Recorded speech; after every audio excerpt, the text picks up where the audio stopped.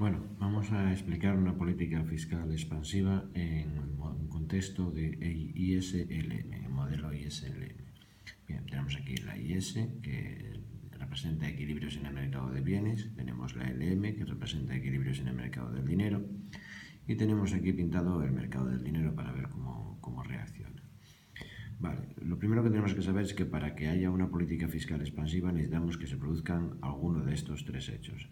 Un aumento del gasto público por parte del gobierno, una disminución de los impuestos o un aumento de las transferencias. Todas esas medidas provocarán una política fiscal expansiva. Serán una política fiscal expansiva.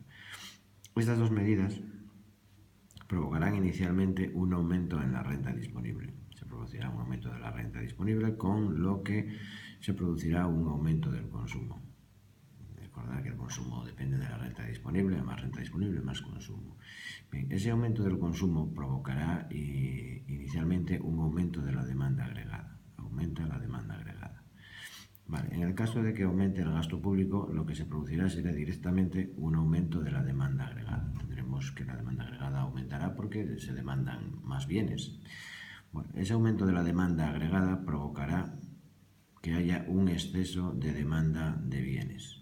Ese exceso de demanda de bienes viene representado porque la curva IS se desplaza hacia la derecha. Al tener una política fiscal expansiva, tendremos que la curva IS se desplaza hacia la derecha. Tendríamos esta nueva IS'.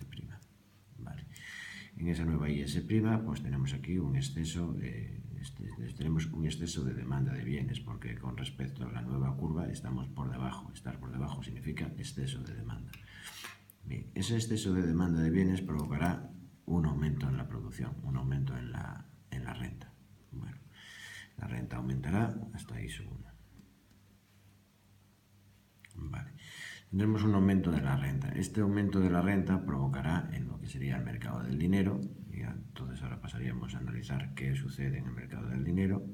En el mercado del dinero provocará el aumento de la renta, que la demanda de dinero aumente. Aumenta la demanda de dinero, MD, o LD, o como lo representen cada año.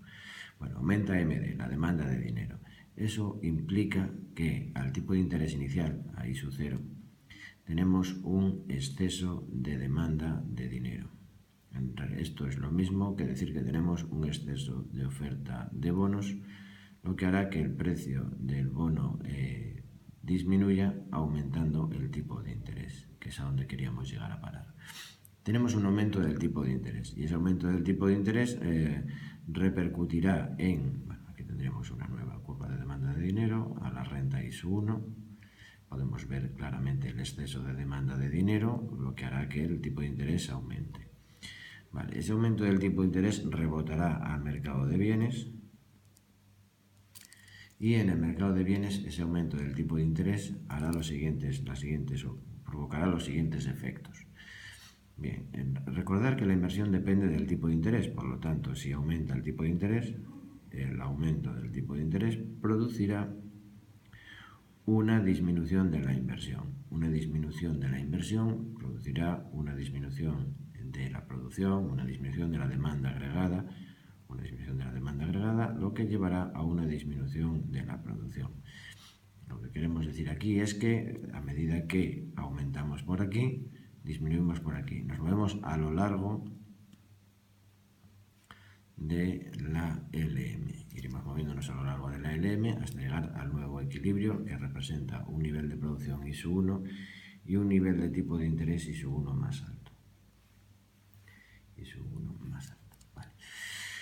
Bueno, pues esto sería prácticamente todo. Ahora solo hay que sacar las conclusiones. Y las conclusiones que tenemos aquí después de esta explicación son: por un lado, aumenta la renta. ¿Por qué? Porque este aumento es más grande que esta disminución, así que la renta aumenta. Si aumenta la renta, aumentará el consumo. Bien. Dependiendo de cuál de estas historias aumente, pues tendremos un aumento del gasto, una disminución del impuesto o un aumento de las transferencias. Tendremos alguna de las tres cosas. No lo vamos a decir porque no sabemos con cuál nos vamos a quedar. Vale, tenemos un aumento del tipo de interés. El tipo de interés en la economía será ahora más alto que antes. Vale, la inversión no sabemos lo que le pasa, porque la inversión depende de dos cosas, depende de la renta y depende del tipo de interés. Así que aunque la renta ha aumentado, como el tipo de interés también lo ha hecho, no sabemos cuál de los dos efectos va a ser mayor. De hecho, lo que estamos observando aquí es que se produce una cosa que se llama el efecto expulsión. ¿Por qué? Porque el aumento del gasto público, o sea, la política fiscal expansiva, lo que ha hecho ha sido tirar hacia arriba el tipo de interés, provocando que la inversión disminuya. Esa disminución de la inversión debido al aumento del tipo de interés por culpa del gobierno es lo que se conoce como el efecto expulsión. Así que aquí tendríamos lo que llamamos el efecto expulsión, que lo estamos viendo claramente aquí. Ese sería el efecto expulsión. Vale, tenemos la inversión, que no sabemos lo que le pasa. El ahorro, que tampoco sabemos lo que le pasa, porque aunque aumenta el consumo, aunque aumenta la renta disponible, aunque aumenta la renta,